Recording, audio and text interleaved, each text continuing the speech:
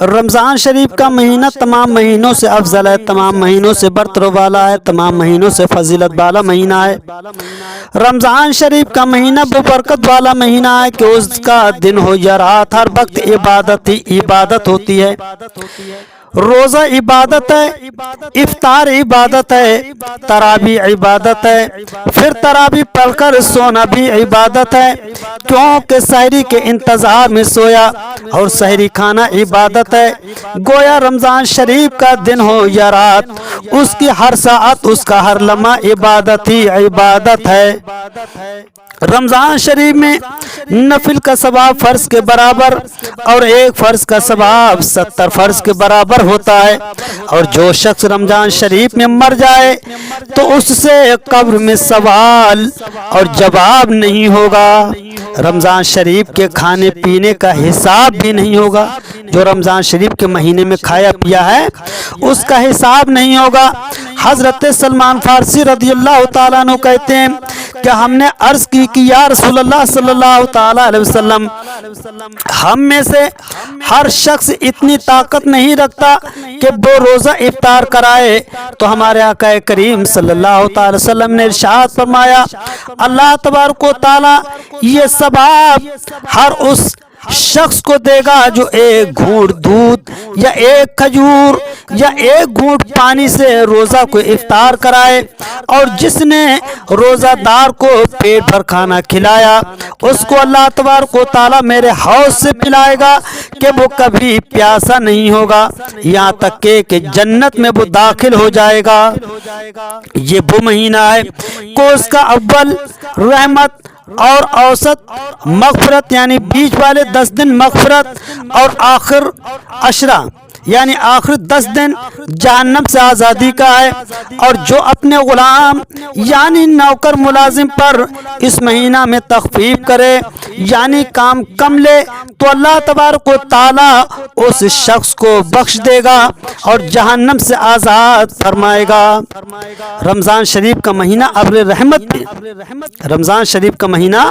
ابر رحمت ہے، کیونکہ کعبہ شریف اللہ تبارک و تعالی کا پیارا مقدس مبارک گھر مسلمانوں کو بلا کر دیتا ہے۔ جیسے کنواں اس کے پاس یعنی کنواں کے پاس جاؤ تو پانی ملتا ہے، لیکن رمضان شریف کا مہینہ ابر رحمت ہے، یعنی رمضان شریف خود ہی آ کر برستا ہے اور سیراب کر دیتا ہے۔ حضرت ابو ہریرہ رضی اللہ تعالیٰ عنہ روایت فرماتے ہیں کہ رسول کریم صلی اللہ تعالیٰ علیہ وسلم نے ارشاد فرمایا، جب رمضان شریف کی پہلی رات ہوتی ہے تو اللہ تبارک و تعالی اپنی مخلوق کی طرف نظر کرم فرماتا ہے، اور جب اللہ تبارک و تعالی کسی بندے کی جانب نظر کرم فرمائے تو اسے کبھی عذاب نہیں دے گا، اور ہر دن 10 لاکھ گنہگاروں کو اللہ تبارک و تعالی نار جہنم سے آزاد فرماتا ہے۔ اور جب 29ویں رات ہوتی ہے تو مہینے بھر میں جتنے پروردگار عالم سے نار جہنم سے آزاد کیے ان کی تعداد کے برابر اس رات میں یعنی 29ویں رات میں نار جہنم سے آزاد کرتا ہے۔ پھر جب عید الفطر کی رات آتی ہے تو فرشتے عید مناتے ہیں یعنی خوشی کا اہتمام کرتے ہیں، تو اللہ تبارک و تعالی اپنے نور کی خاص تجلی فرماتا ہے، اور فرشتوں سے اللہ تبارک و تعالی فرماتا ہے، اے گروہ ملائکہ اس مزدور کو کیا بدلے میں دیا جائے جس نے کام پورا کر لیا؟ تو فرشتے عرض کرتے ہیں،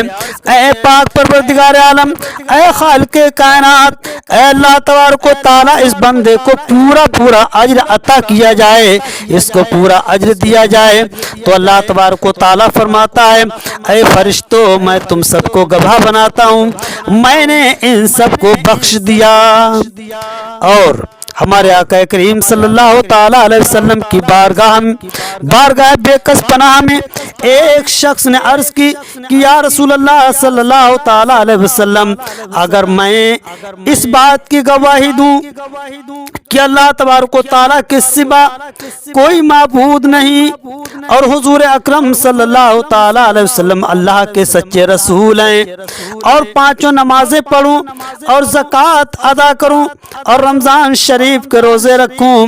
اور ان کی راتوں میں قیام کروں یعنی نماز تراویح پڑھوں، تو میں کن لوگوں میں ہوں گا، کن لوگوں میں شمار کیا جاؤں گا؟ تو ہمارے آقا کریم صلی اللہ تعالی وسلم نے ارشاد فرمایا کہ ایسا کرنے والا انسان صدیقین اور شہداء میں شمار کیا جائے گا، یعنی تم صدیقین اور شہداء میں ہو جاؤ گے۔